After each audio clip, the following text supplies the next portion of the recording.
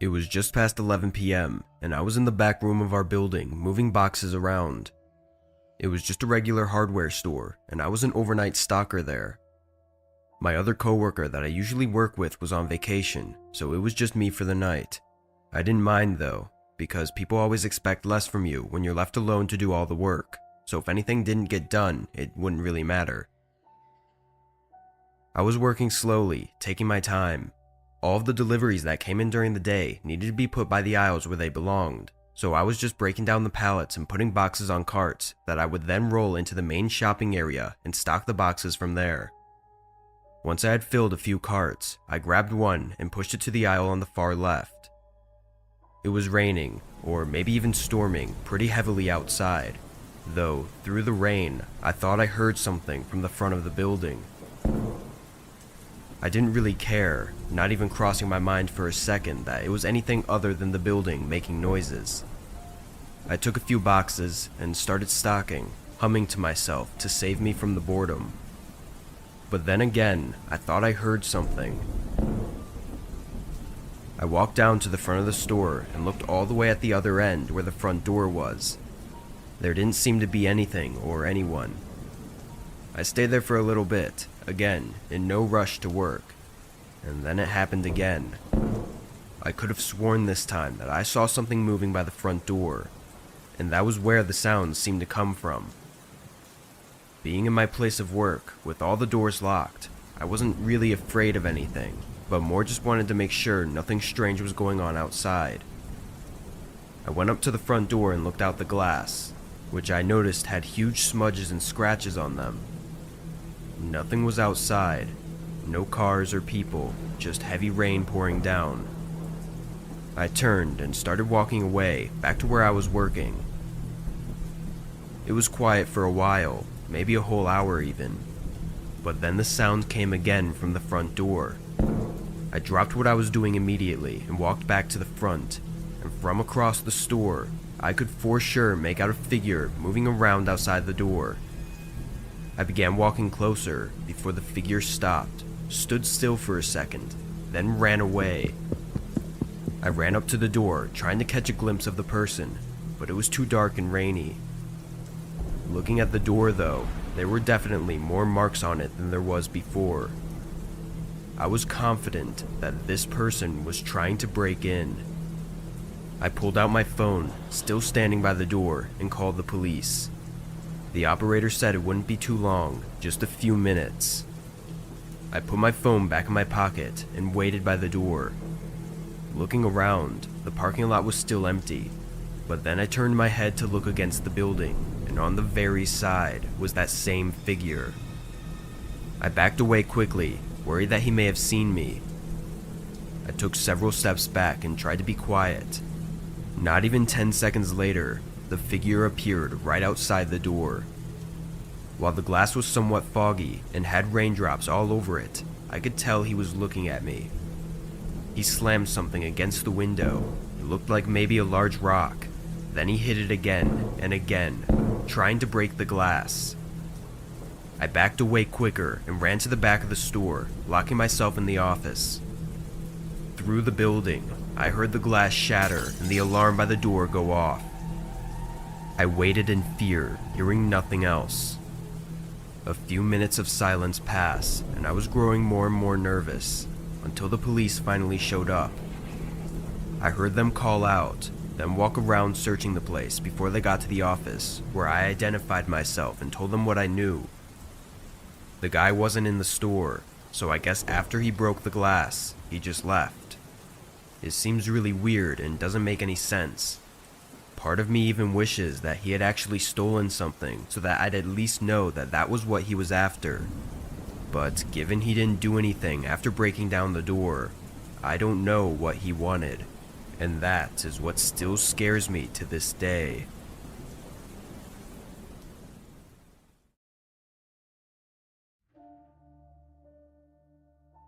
I used to be a bus driver for the local suburban kindergarten and elementary schools. After nearly 15 years, I retired from that job and started driving for the buses in the city where I lived. I loved my job driving kids around, but as I got older, it became more difficult for me to put on a smiling face every day and interact with energetic and chaotic children. Driving in the city, the bus lot was only a 10-minute walk from my apartment, and the passengers would mostly just get in and out. While the actual driving part of the job was more stressful, I still felt a sense of relief compared to before. Anyway, the city bus company I worked for had buses running 24/7, though at night they only have a few buses out, and they would just run longer routes. Few drivers actually wanted these shifts, so all of us day drivers were forced to do 2 night shifts every other week. It wasn't horrible, aside from it messing up my sleep schedule. There were less passengers and the roads were more empty, so the job was much more relaxing than it was during the day. It was somewhere between 2 and 3 a.m. this night, and nobody was out. I drove my normal route several times over the course of an hour, and not a single person needed a ride. I maybe only saw 4 or 5 people total even walking outside. I pulled up to the last stop of the route and parked. Not to pick anyone up, but just to take a quick break while it wasn't busy. I leaned my head on the back of the seat and closed my eyes to rest them. I was being sure not to fall asleep, but soon a knock came at the door. My eyes shot open as I was startled by the sudden noise. An older man was standing at the door looking at me. I made a nervous and awkward smile, then opened the door. He stepped in and scanned his bus pass, then went to the very back of the bus and sat down. Nobody else is out, so I can drop you off wherever you need," I yelled, turning my head slightly towards the back. There was a really awkward few seconds before I turned back forward and started on the road again.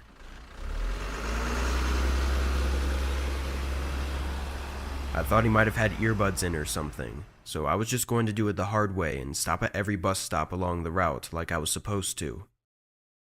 Over the course of the drive, I constantly checked the mirror, seeing the man just sitting in the back staring ahead. It was odd behavior, but who knows what these people have on their minds at 3 a.m. I pulled up to every stop on the route and was approaching the last 2, wondering when this man was going to get off. After these, it just loops back around to where I picked him up. When I stopped at the next spot, I put the bus in park and looked at the man in the mirror. After a second, he got up. He began walking down the aisle, but the way he was staring at the floor was really unusual. As he got closer, I turned my body around and could see his face.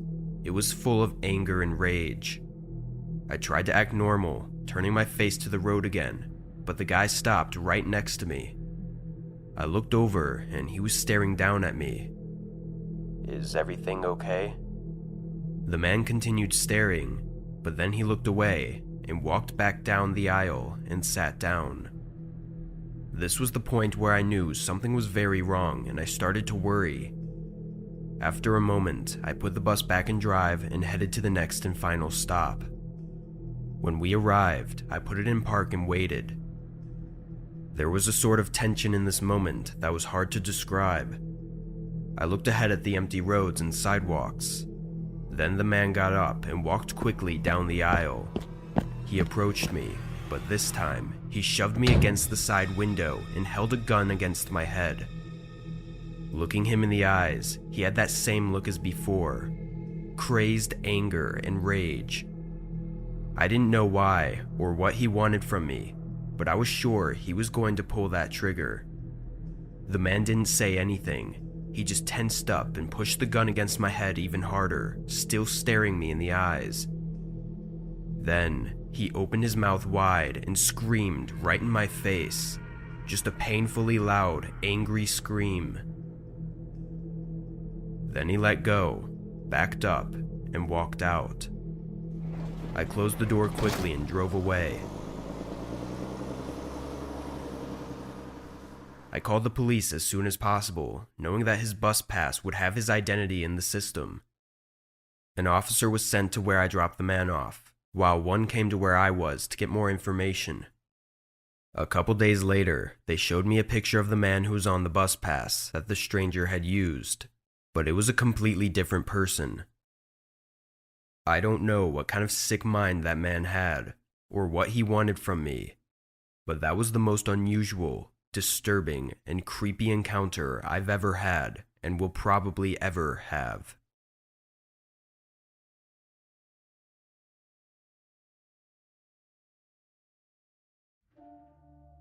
I worked at a library in my mid-20s up until my early 30s. I worked overnight shifts there as a stocker and reorganizer. When I applied, I was told I'd be working mid-shifts, but a few months later they decided to open a new overnight position. This place was huge and was an old stone building in the center of town, repurposed into a library. Being so large though, stocking and reorganizing the books became too much for us employees to do consistently throughout the day. Nobody wanted to do the night shift though, mainly because they only opened a single position, meaning whoever it was would be alone all night. I really didn't want to do it either, but they offered to increase pay by $2 per hour for overnight shifts. That was a big deal for me at the time, so I took it. A few months in, everything was going well. Even though I was technically doing the same job as I was when I worked mid-shifts, it was a completely different job. I didn't have to interact with customers, waste time helping them, or anything. I just did my work, listened to music, and nobody bothered me.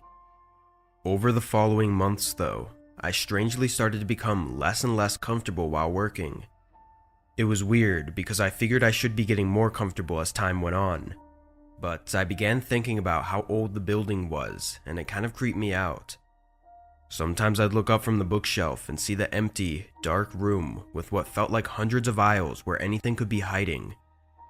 I'd pull my headphones out and listen, hearing nothing but silence, which for some reason made me feel even more creeped out.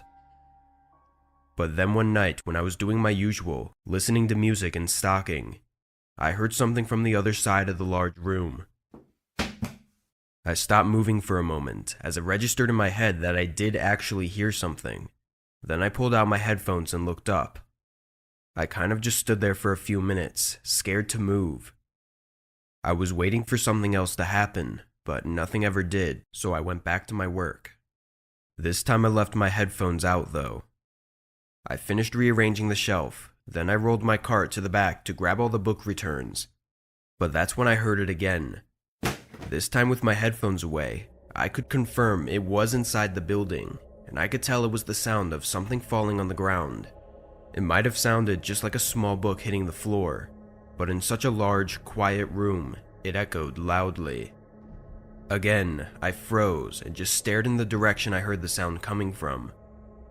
Considering the building was full of books, it didn't seem unlikely for a couple books to fall down randomly, but that didn't really make me feel any more comfort. Something felt off, like I was being watched. My head started doing that thing again, going through every reason to be scared of the place, and I was trying really hard not to panic. I knew the likelihood of it just being a book falling off the shelf was high, and I also knew that I'd often get into my head and scare myself for no reason, so I got myself to walk over and check.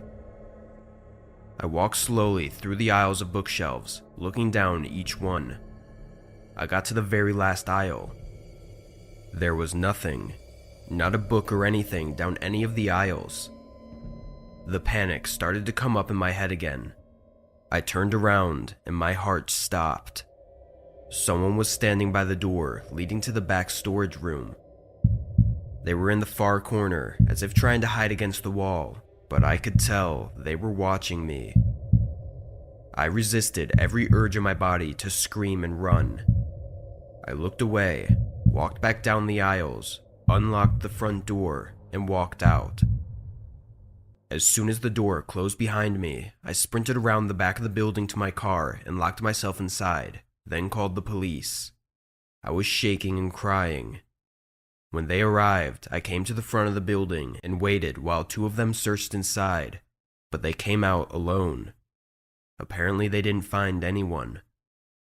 My mind immediately thought of how I should have locked the front door after I got out, but I was so afraid I didn't even think about it. My manager had us do a stock count and everything in the following days, but nothing seemed to be out of the ordinary. No large amounts of stock missing. It made everyone question why the person was in the building, or if there even was a person at all. It really sucks because a lot of my coworkers thought that it was just some weird trick to get me out of working night shifts. I know what I heard though. There was no mistake, and I know what I saw too. Despite that horrifying night, I still kept my job. They were nice enough to let me do mid-shifts for a month before going back to nights. After that though, nothing else ever happened. I'm just left with the mystery of what that man was trying to do.